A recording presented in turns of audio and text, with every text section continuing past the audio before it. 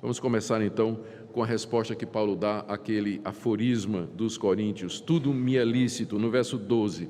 E você pode colocar entre aspas essa expressão, todas as coisas me são lícitas, porque na verdade Paulo está repetindo o que os coríntios estão dizendo. É como se poderia ter sido traduzido assim: vocês dizem, abre aspas, todas as coisas são lícitas, fecha aspas, mas eu digo, nem todas convêm, ponto.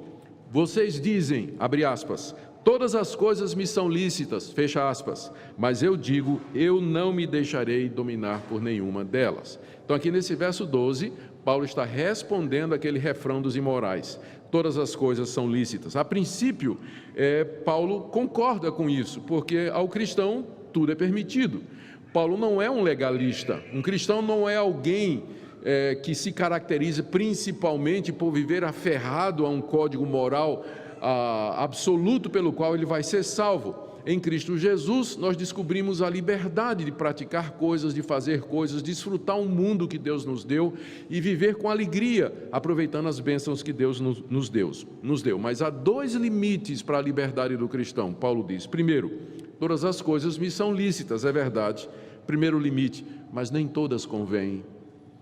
Nem tudo que é lícito, nem tudo que é permitido conduz a um fim proveitoso, quer seja para o crente, para as pessoas ao redor dele, para a sua família ou para a igreja. Segundo limite, todas as coisas me são lícitas, é verdade, diz Paulo, mas eu não me deixarei escravizar, dominar por nenhuma delas. O desejo sexual, ele é bom e é legítimo, mas os coríntios haviam deixado se dominar pelo desejo, perderam o controle dos seus corpos e se entregaram à prostituição, à fornicação e ao adultério. Tudo é lícito, mas nem tudo edifica, nem tudo convém, e eu não posso me deixar dominar por coisa nenhuma, inclusive as coisas lícitas. Depois de rebater, então, essa desculpa esfarrapada dos coríntios, Paulo fala, ele elabora, vamos chamar aqui de uma teologia do corpo. Ele fala do corpo que Deus nos deu, do valor desse corpo, do propósito desse corpo, da finalidade do corpo, com o objetivo de fazer com que os coríntios vissem que eles estavam usando o corpo de maneira errada ao praticar a imoralidade, prostituição, fornicação, adultério e outras práticas. Primeiro, Paulo diz no verso 13, o nosso corpo é para o Senhor. Verso 13, os alimentos são para o estômago e o estômago para os alimentos. Mais uma vez, era isso que os coríntios estavam dizendo, olha, é uma coisa natural, se Deus fez o estômago, então ele precisou ter criado os alimentos. Se ele criou os alimentos, é porque tem um estômago, há uma correspondência natural. Ora, eu tenho órgãos sexuais, logo, sexo é a mesma coisa, fazer sexo, satisfazer a necessidade sexual, é a mesma coisa de satisfazer o apetite por comida. Os alimentos são para o estômago e os estômagos são para o alimento. Os órgãos sexuais são para o sexo e o sexo para o órgão sexual. É uma coisa normal. Resposta de Paulo: Deus destruirá tanto estes como aqueles.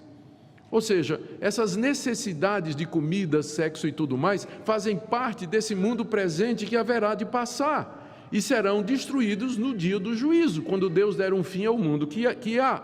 Porém, o corpo, ele tem uma finalidade que vai além das necessidades materiais. O corpo não é para a impureza. Há um momento em que nós podemos satisfazer os desejos sexuais, que é no casamento, que é um ambiente legítimo para nós expressarmos a nossa sexualidade. Fora disso é impureza. O corpo não foi feito para a impureza, diz o apóstolo Paulo, mas ele foi feito para o Senhor aqui é Jesus Cristo. E essa é uma verdade que nós devíamos lembrar, que Deus nos fez com o corpo que nós temos, para que nós pudéssemos pertencer ao Senhor Jesus.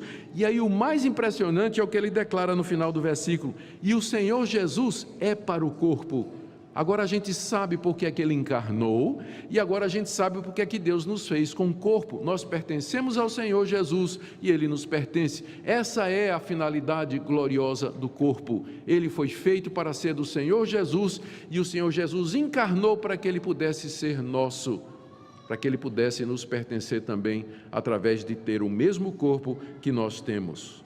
Segunda coisa que Paulo diz no verso 14, é que esse corpo que Deus fez e que não é para a impureza, mas para o Senhor Jesus, um dia ele vai ser ressuscitado. Verso 14, Deus ressuscitou o Senhor e também nos ressuscitará a nós pelo seu poder.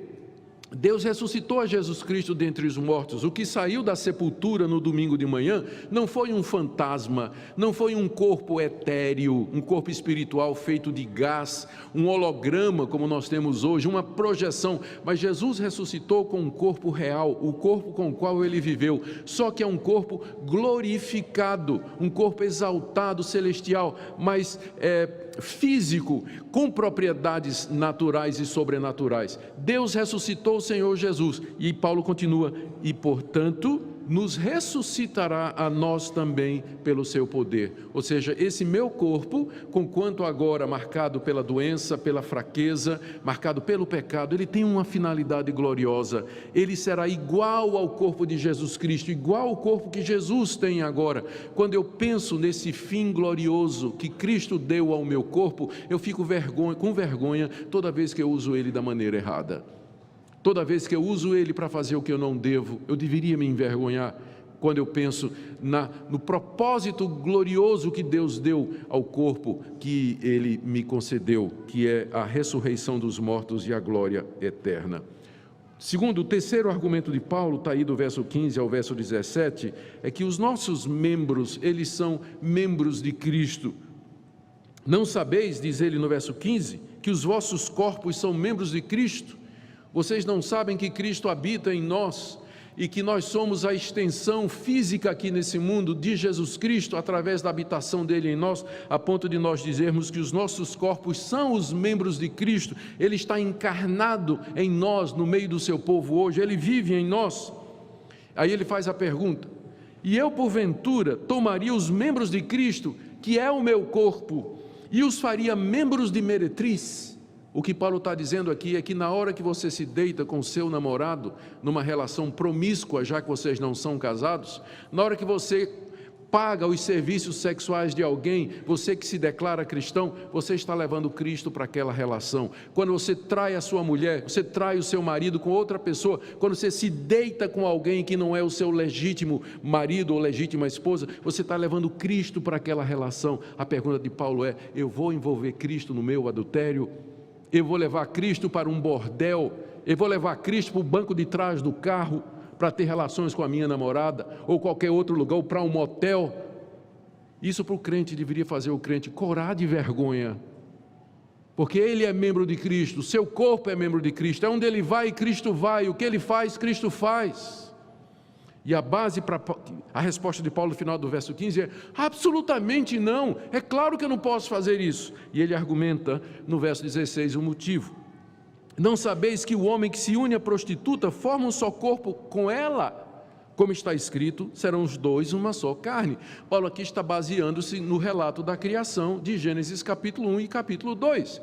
Depois de Deus ter criado o homem e a mulher, os uniu e disse: vocês dois serão uma só carne. Vocês agora não são mais dois, mais um, uma biunidade. Ou seja, pelo relacionamento sexual, eu me uno a outra pessoa.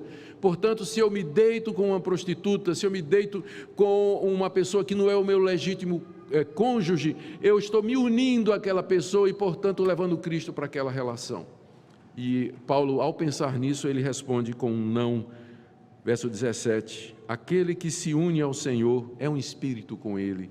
Nós já estamos unidos ao Senhor Jesus, nosso corpo é a expressão dele aqui nesse mundo, nossos membros são membros do corpo de Cristo. Estou unido a ele, assim como um homem está unido à sua legítima esposa pelo casamento e pelo relacionamento matrimonial. Por isso, a imoralidade é um pecado contra essa união mística do crente com Jesus Cristo. Quarto ponto de Paulo está no verso 18, ele diz: qualquer outro pecado que uma pessoa comete é fora do corpo, mas aquele que pratica a imoralidade peca contra o próprio corpo. Todos os pecados são iguais diante de Deus, mas como nós vimos na última vez, alguns pecados trazem consequências mais severas e mais adversas. Os pecados de natureza sexual contra o sétimo mandamento, eles trazem consequências, sequelas para as pessoas que praticam, para as pessoas com as quais ele praticam, para as pessoas com qual estão relacionados, afeta o indivíduo, afeta a família, afeta os filhos, afeta a sua memória, afeta a sua história, afeta toda a sua vida. Por isso que é tão sério. Todos os outros pecados são fora do corpo, mas quem pratica a imoralidade peca contra o próprio corpo. Há uma consequência mais pesada na prática da imoralidade do que no contar uma mentira, embora mentir e adulterar sejam igualmente pecado diante de Deus, mas as consequências são diferentes. Nós acabamos pela imoralidade atingindo a nossa própria essência, porque Deus nos deu um corpo para que fosse de Jesus Cristo. A imoralidade atinge a própria essência do nosso ser.